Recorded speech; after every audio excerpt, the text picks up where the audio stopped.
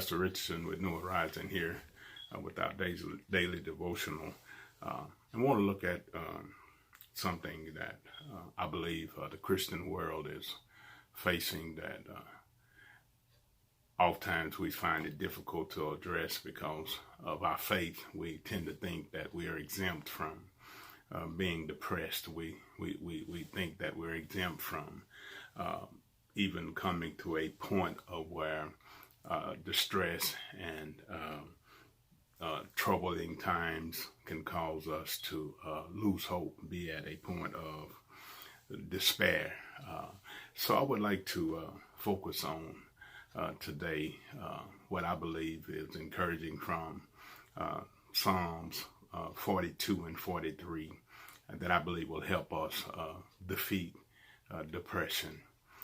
We're living in a time where even doctors are getting stressed out by what we're going through.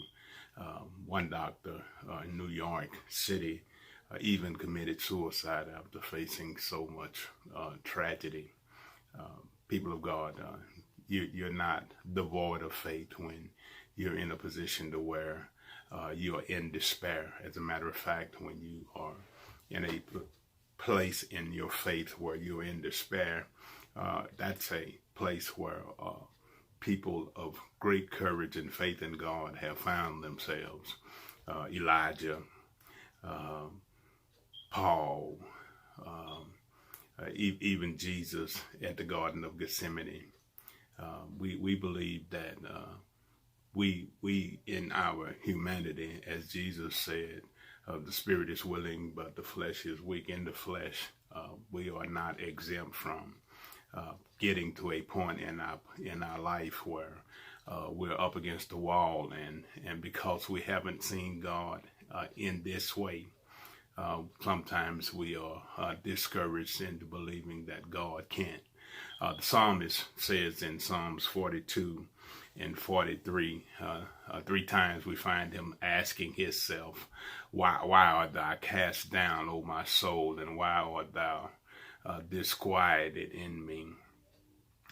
His world is falling apart, just like some going through this time of employment, financial, physical, mental, psychological stresses that we're facing right now. We put ourselves in a position to where we could be wondering, where is God?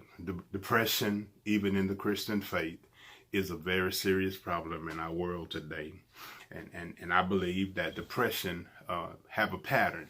I believe it has a pattern. I believe it starts out with self-protection and moves to self-pity, and then grows stronger into self-punishment. And ultimately, if we're not careful, it'll lead us to self-destruction.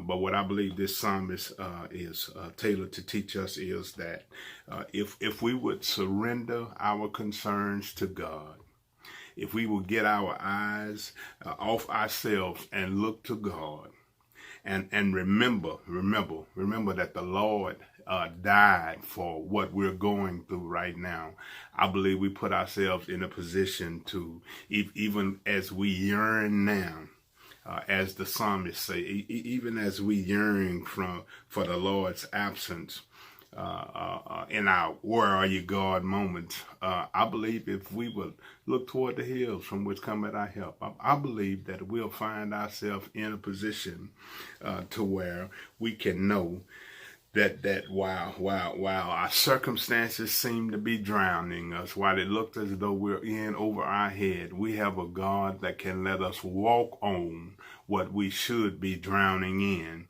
and we'll have reasons to give God the praise. The waves and the billows, God knows about them.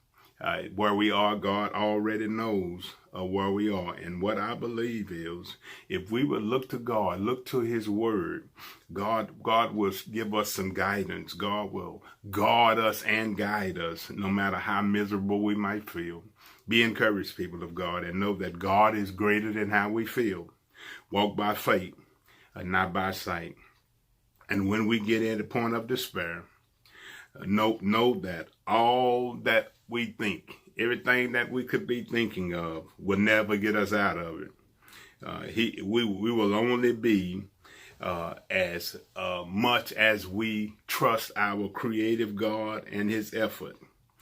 And then consequently, where we are is a great place for God to show himself. Be encouraged. We can defeat depression by looking to a God who loves us so much that while we were yet sinners, he died for us. It ain't over. This too shall pass.